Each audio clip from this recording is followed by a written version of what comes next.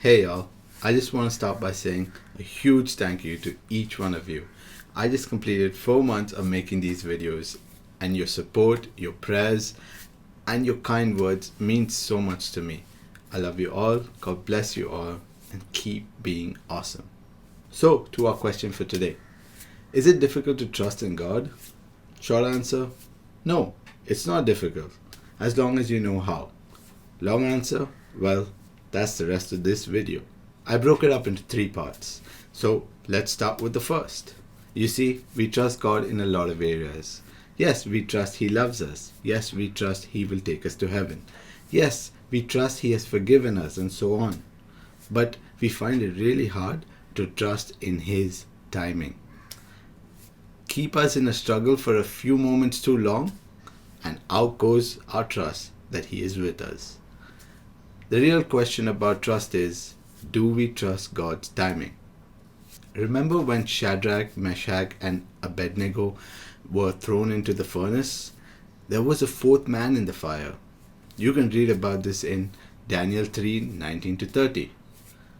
But what I want to point out here is that those 3 men, they didn't say, "Oh, God will save us now," when they were walking to the furnace. They didn't say, "Oh, God will save us now," when the furnace was being heated.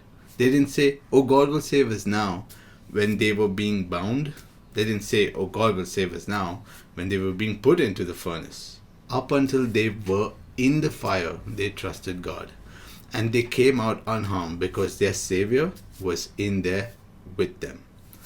That is the level of trust we are called to have. That up until the very last moment, we know and have faith that He will be with us through it all. Abraham was 75 when God told him that He would give him Isaac. Abraham was 100 when Isaac was born. 25 years was his waiting period. The man we today call Father of Faith had to wait 25 years. We sometimes can't even wait 25 minutes. Just remember this, it will really help. We have a good God. And if whatever situation you're in, if it ain't good, it ain't over yet. So that's part 1. Trust in His timing. Part 2. Trust in your testimonies. Exodus 16:2-3. The whole congregation of the Israelites complained against Moses and Aaron in the wilderness. The Israelites said to them, "If only we had died by the hand of the Lord in the land of Egypt, when we sat by the flesh pots and ate our fill of bread, for you have brought us out into this wilderness to kill this whole assembly with hunger." They trusted God when He set them free. They trusted God when they walked through the sea. They trusted God even when the soldiers were drowned in that same sea. Yet they had the nerve to complain? How could they do that? Yet God, being so loving, He still provided for them, even though they complained. But what I'm trying to say here is, we need to remember our testimonies. We need to remember the times He blessed us. We need to remember the times He did miracles in our lives. In order to be able to trust, we need to trust in our testimonies. I would suggest have a testimony book. Whenever you experience something wonderful happen in your life, write it down. Then, when in times of trouble and struggle, you can open that book up and it will give you strength. And part 3 is trust in action. This is one of my favorite miracles of Jesus calling Peter to walk on water. You can read the whole thing in Matthew 14:22-33. Here the disciples were in a storm, and Jesus walks on the water coming towards them. So we read, "But when the disciples saw Him walking on the sea, they were terrified, saying, 'It is a ghost,' and they cried out in fear. But immediately Jesus spoke to them and said, 'Take heart, it is I, do not be afraid.' Peter answered Him, 'Lord, if it is you, command me to come to you on the water.' He said, 'Come.' So Peter got out of the boat, started walking on water, and came towards Jesus. I just want to stop here. You see, when Peter said, 'Command me to come to you on the water,' all Jesus says is, 'Come.' He did not say, 'Come, Peter.' So at this point, any one of those disciples could have got out of the boat and walked on water. They all had faith in Jesus. Only Peter was able to trust in his word. Only Peter had the courage to leave the safety of the boat, get out into the storm, and walk on water. He could trust in action. What has that got to do with the time we live in now? Jesus isn't calling us to walk on water with him now. Well, maybe not literally, but how many times in our lives have we gotten too comfortable in the boat? Jesus is calling us to step out into the water where he is waiting for us, where it is so dangerous but also safe because he is with us. Are we going to be like the rest of the disciples sitting in the boat when Jesus is said to come? Or are we going to be like Peter, put our trust in action and step out into the water and walk on it like Jesus wants us to?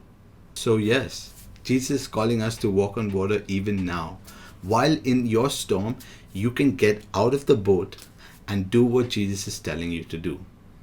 You are struggling financially, but when God is calling you to give, you give from whatever little you have. Get out of the boat and live the miracle. He will bless you. You are having a hard time in a certain relationship. Get out of the safety of the boat where hate resides and love and forgive. Walk where Jesus is walking. Keep your eyes focused on him and you can surely do it. The storm of that relationship will cease and there will be calm. Look at your situation, whatever it may be, and recognize the boat that you're in. The boat that is stopping you from walking on water with Jesus. The boat that is keeping you from your miracle. And then get out of it and walk with Jesus. Now for that very common question, which I'm sure some of you have on your minds. But what about the times when he doesn't come through? What if things don't turn out the way we trusted it to turn out? This is where we think God has not come through for us. Our trust in him was a waste. We need to understand something here. When we have trust in God that he will do something for us and things work out the way we wanted it to work out, that is having good faith in God. Now, having great faith in God is when we trust in God to do something for us and things don't work out the way we wanted it to. Yet we still continue to trust that he has it under control. This is where your faith is great. And trust me, this great faith reaps great blessings. Because what you wanted may not have happened. But when God's hand is on it, your trust is in him and his time is right, the outcome is so much better than you can imagine. I am sure some of you can relate to this. Faith in the uncertainty is where our God lives. The trust that he will come through, even though it makes no sense how, but we still trust. Even when things don't work out the way we want, we know he wants the best for us because he loves us very much. So our 1P for today is to put these 3 parts into practice. Trust in his timing, trust in his testimonies, trust in action. So is it difficult to trust in God? No, it's not, because you know how.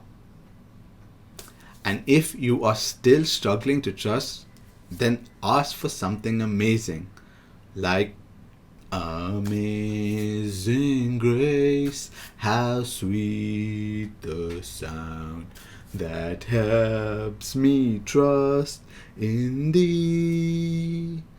I once didn't know how, but now I know how, 'cause his grace completes me. So good, right? No. So yes, ask him for his grace. Grace to trust. Grace that we cannot earn or deserve. Yet grace that is free if we ask. So ask away and he will give it to you. And then trust, trust, trust. Wait on his time. Hold on to your testimonies. Walk on water. Walk in your miracle. Walk in your blessing. Peace.